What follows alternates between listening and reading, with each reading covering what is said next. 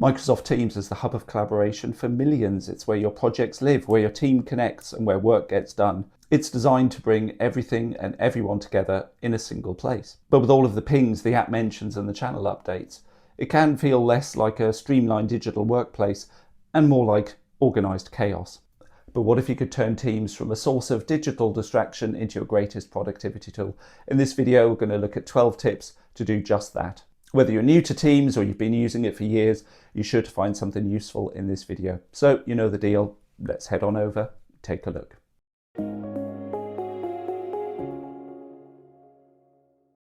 Tip number 1, getting notified when someone's available. How many times have you wanted to message a colleague, but they're currently offline or away? You can just send them a message and just let them read it when they come online. But if you need to grab their attention quickly, you want to know as soon as they're available, what you can do is head on over into Teams, click on their profile, use the 3 dots and select the notify when available option. The moment their status changes to available, you will receive a notification in Teams like this. You'll also receive something similar when they go offline. Really useful if you need to grab someone's attention really quickly. I would recommend that you use this sparingly, because otherwise you could end up getting pinged constantly as people come online and go offline. Really useful in an emergency when you need to grab someone's attention quickly. Tip number 2, use app mention tags for Teams. If you're part of a large team, app mentioning the entire channel can be really irritating for those people for whom that message is not directed. One really quick way to be able to kind of categorize people is to set up tags within your team. If you're a team owner, you can create these tags to group people together. In your team, click the 3 dots and click on Manage Tags. Here we can create a tag for, say, project leads. I can then add specific people into that tag, and then within my channel message I can just app mention that specific tag, so project leads in this case, and only those people will receive that notification. Other people will still see the message, but they won't be notified, so you're kind of cutting down on other people's digital clutter. Tip number 3, the shortcut cheat sheet. I'm a big fan of keyboard shortcuts myself, and Teams, like most other applications, has plenty of them to choose from. But there's a really quick and easy way that you can bring up that list of keyboard shortcuts. So on Windows, you just need to hit Control and full stop. That's period for our American viewers. Or on a Mac, hit Command and full stop. Up will then pop this dialog box showing you all of the keyboard shortcuts that are available. There are a lot there, and I certainly don't know them all, but there are a few key ones that I use regularly, and I've got those shortcuts memorized. So if you're ever thinking there must be a faster way to do this, there probably is.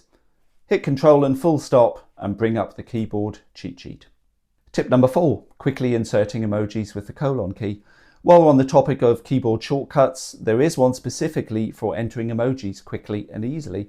I'm a big fan of emojis myself, and we use them quite extensively here at Igloo. But when I'm in a conversation, all I need to do is hit the colon key and start typing the name of my emoji. Here you can see I've typed in started typing rocket, brings up that emoji. I can just hit return, fire that off. And also, for my fellow Star Trek fans out there, here's one of my most used emojis. Live long and prosper. Tip number 5, scheduling a message to send later. If you've had a brilliant idea at 10 p.m, but you don't want to disturb your team, or you want to make sure that a message is delivered right before an important meeting in the morning. For that, you can schedule your messages.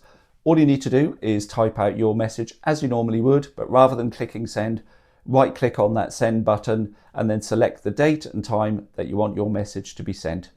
It's as simple as that. The message will be delivered at that exact date and time. You've respected people's time zones and boundaries, and you've made sure that message is delivered at the perfect time.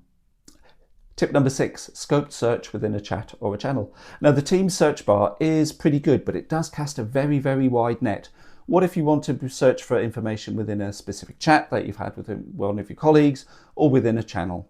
All I have to do is hit the Control F key on Windows or Command F on a Mac, and it will bring up this scoped search, which will search only that specific chat or channel, so I can find the information I want quickly and easily. I use this all of the time, as opposed to that wide net that the general Teams search gives you. Tip number 7, save a message for later. This was something which was in the old version of Teams, but it disappeared a couple of years ago when Microsoft gave us the new interface. And I was really disappointed that it went because I used it all of the time, but it is now back. I use this to bookmark important links or interesting articles that a colleague might send to me. It's not something that I actually need to create a task for. It's just something I want to be able to get back to later. All I need to do is click on that specific message, click on the 3-dot menu and click Save this message. If I want to get back to all of those bookmark messages later, I just click on the Saved button within Teams and there are all of my previously saved bookmarks. If I want to get rid of one, click on the bookmark and it's gone. I use this all the time and I'm so glad that it's back. Tip number 8, create a task from any message. Saving a message is good, but sometimes it is better and more formal to actually create a task from that. Teams makes this really easy. All I need to do is click the 3-dot menu on any message and click Create Task. A pop-up dialog will then appear where I can add in specific details, give it a due date, and add it to a task list if I wish, all powered by Planner and To Do. Great thing is that this will link back to the original team conversation as well, so I'll always have that context. This is a great way to make sure that action items within Teams conversations don't get lost. Tip number 9, pin a message for quick reference. Within a group chat or within a channel, you may have a piece of information that you want to be visible to everyone. All you need to do is click on the 3-dot menu for that message and click Pin. That message will now appear in the pinned message banner across the top of the chat so everyone can see that information and get to it quickly and easily. Tip number 10, see who's read your message. In a busy and active group chat, it might be useful if you can see who's actually read your message. For group chats with 20 or fewer people, you can get read receipts. All I need to do for a specific message is click the 3 dots and you'll see an option that says read by. I can then use that and I can see who has read my message. It's a really great way to be able to check that people have read the message without me having to ping them separately saying, have you seen my message?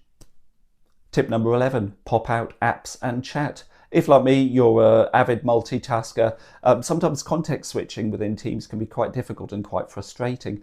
Did you know that you can pop out an individual chat or an app into its own separate window so you can keep that in focus while you look at something else? All you need to do is click on the chat, click out pop out. There you go. You've got your separate window so you can keep that chat open while you move on to perhaps your calendar.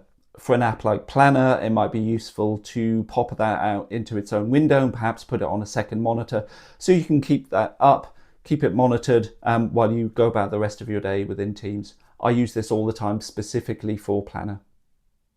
And tip number 12, PowerPoint Live with private notes. Screen sharing your entire PowerPoint window is the old-fashioned way of doing things. The new way is with PowerPoint Live. It really is a game changer for you as a presenter and for your audience. When you're in a meeting, click the share button and instead of selecting a window, you can select a PowerPoint presentation from your recently used list. Great thing is that you will get a private view of the notes so you can kind of talk through them and your target audience will get a much better experience seeing only the slides presented to them full screen. Which of these tips are you going to use first? And is there something that I missed that you use every single day? Let me know down in the comments. I'd love to hear from you and maybe your tip will make it into a subsequent video. And finally, if you want to continue to receive tips on working smarter, then make sure you do subscribe to the channel. It really does help us out. And if you'd like to talk to an expert about anything Teams, SharePoint, Copilot, or anything else Microsoft 365 related, then head on over to our website at iglootech.com. It is linked down in the description. Fill out that contact form and we'd love to talk to you.